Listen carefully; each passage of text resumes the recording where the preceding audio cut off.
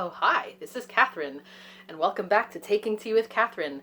I have Freddie here investigating my tea. It's a tension tamer from Celestial Seasonings, and the thing about tension tamer is that it has catnip. So now he's butting his head on me, and he's pretty happy about it, but it has other things that cats probably don't like, so he's probably a little confused. I decided to have tension tamer today because I'm not specifically tense, but I do have a social thing this weekend that I need to keep calm for. It's not a bad thing. I'm not the most social person. Let's talk about my social anxiety, shall we? No, let's talk about my January 22. Wow, I'm in the future. January 2020 wrap up. And I read 9 books in January in total. Obviously, I was in the middle of a truckload of other books, but I completed 9 books. Of these books, 3 of them were library books. So I am pretty much on track with I don't want to read as many library books because I own and am accumulating too many books at home. So I should read those most of the time, but I will never not read library books. So we do what we can. But I can't show you those books that I read from the library because I returned them as promptly as possible because I'm a good citizen. But you've seen my mystery books that I've read because I did 2 teen mysteries this month, and one of those was a library book, and I did a Friday Reads, I think, earlier in the month that encompassed Meg, Jo, Beth, and Amy, which was a library book. So that's done. And there was another one too, something about the joy of not doing a lot of stuff or whatever it was called. It's by, yeah. Anyway, if you want to see those books, they were all okay, and but they were already covered previously, so we don't need to talk too much about them, right? Right. Let's not over talk things. Although I have to say, I did love a lot of the books that I read this month, whether they were library books or not. When I say this month, I mean January. I'm in February now, but I can't tell. I kind of think this is sort of a Friday Reads too, because a lot of these books I am currently reading, either in the middle of or in and out of. So let's show you guys these books. So these are my rereads that I've already talked about, but they were all amazing. Anne of Green Gables, The Duchess of Bloomsbury Street, and Q's Legacy. These two by Helene Hanff. Wonderful rereads. Got me in the mood for London again, as if I needed help. Anne of Green Gables got me in the mood to read more Anne books, although I have to say, Anne of Avonlea, I'm not enjoying quite as much. I think I will like Anne of the Island, but Anne of Avonlea is just, yeah, it's okay, but it's not Anne of Green Gables. What to do? Sometimes the second book is not as good. I like the second one being good because I'm a second child, but you know what? We can't have it all. So, excuse me, a little,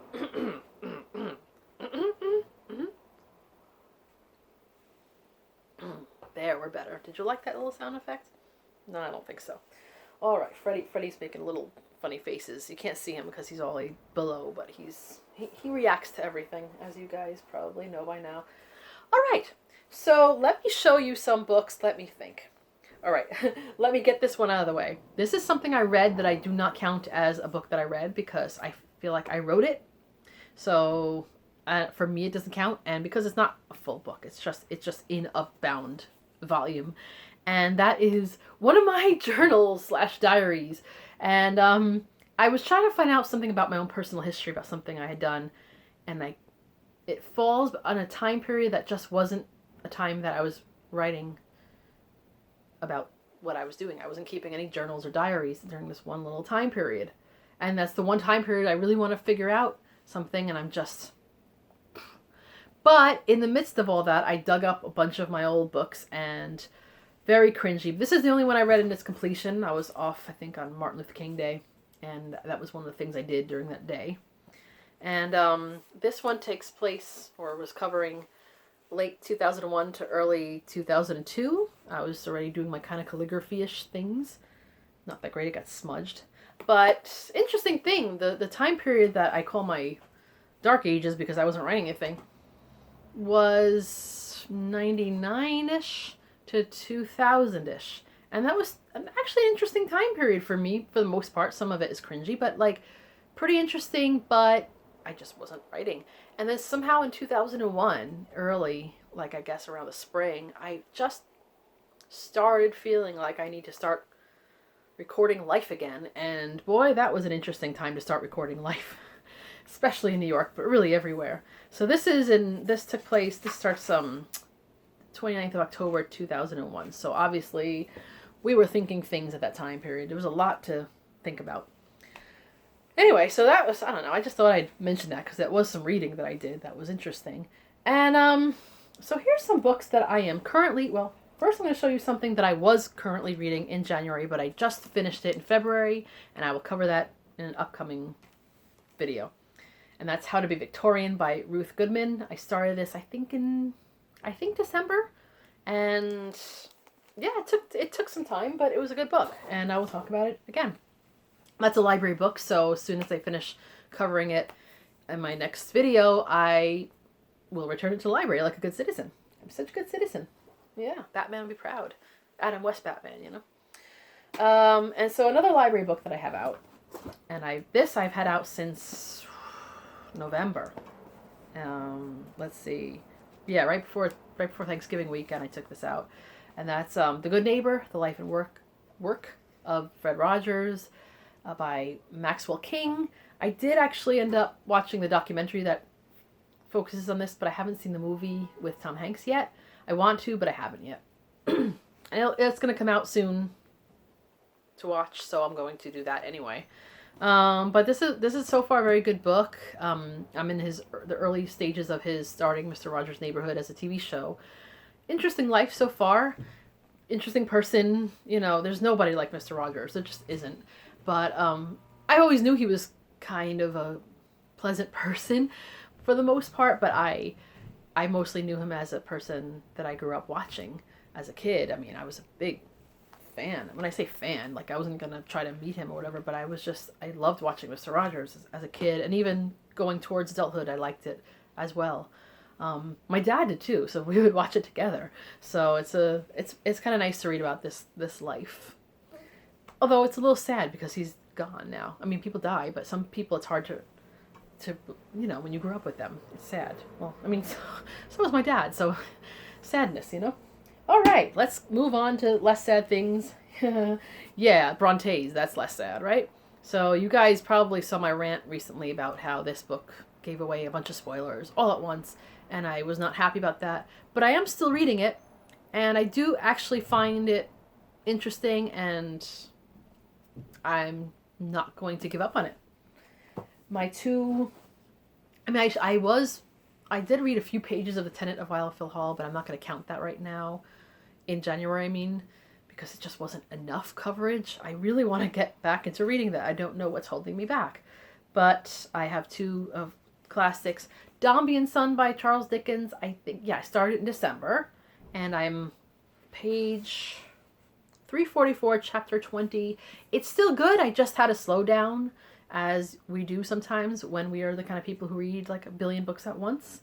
But it's still good. I'm kind of buddy reading it with my sister, but she's been out of town for some time. I mean, we don't live in the same area, but she's been away from her home for some time, so yeah. It's been a little less communicating about books. But not entirely none, you know. But I think it'll pick up. She's going home really soon. You guys don't need to know that. It's none of my business. And Barchester Towers, I've made some headway in. I am up to chapter... Are these numbered? I don't know if these are numbered. Yeah, here we go. Roman numerals. 10, 5. Chapter 28. I think. So I think I'm doing pretty well with this. It's a little bit more fast-paced than Dickens, but I have to say the Dombey and Son I did crack up a couple of times laughing, so I don't want to give up on that one. And my sister, I think, already finished Barchester Towers, so I have to keep going, and I am. I'm just reading it slowly, as I do sometimes. I still have not picked up to read The Three Sisters. I don't know what's wrong with me. I really wanted to do Virago this year, and I am not. So, But it's only, you know what, I planned it again for February, and it's only a week into February, so I'm not going to stress it. Maybe I'll start soon. We shall see. Speaking of keeping up with goals, my book journal I have been keeping. It hasn't been like all kinds of fun, crafty, pretty things too much. It's just been straight up writing. And I haven't been writing as much as I thought I was going to be writing, but I am steadily writing stuff, and that is good enough for me. All right, where are we? So I don't need to show you the mysteries because we've done enough about that. I'm like surrounded by my books right now. And Freddie. I'm not complaining. So here are two books. Well, one of which I have shown to you already, and one of which I don't think I have. This is Lori Gottlieb's Maybe You Should Talk to Someone. I got stuck on when they were talking a little bit about anatomy. I just got turned off about it. I know a lot of people find that interesting, and I know it can be useful, but I also kind of didn't pick up this book to read all that, so I have to get past that and get back into the parts where she's talking about actual therapy.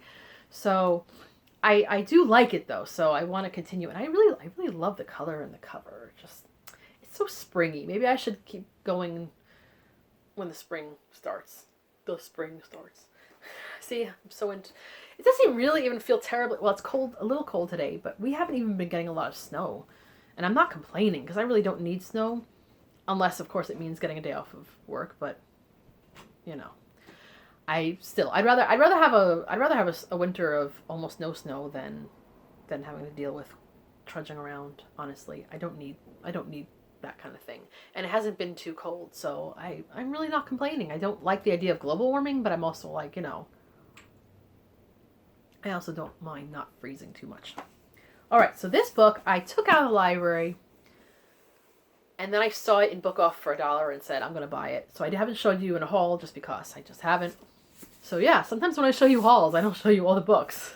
Oh dear. But this one, I didn't feel so bad because I was currently reading it. And I have been reading it since December, and I just hit a bit of a slump in it. And that is Antipoldi and the Sicilian Lions by Mario Giordano. It's, I think, translated from German. The writer is of Italian background, but he grew up in Germany, I think. Something like that. Adriana Trigiani says it's Delicioso. I think I know what that means. So, yeah, I saw this book when I was, in a bookshop with my sister when she was visiting in the summer. And I just thought, oh, that would be nice, but I just, too cheap to buy it full price. And rightly so, because I would be totally broke if I kept doing that.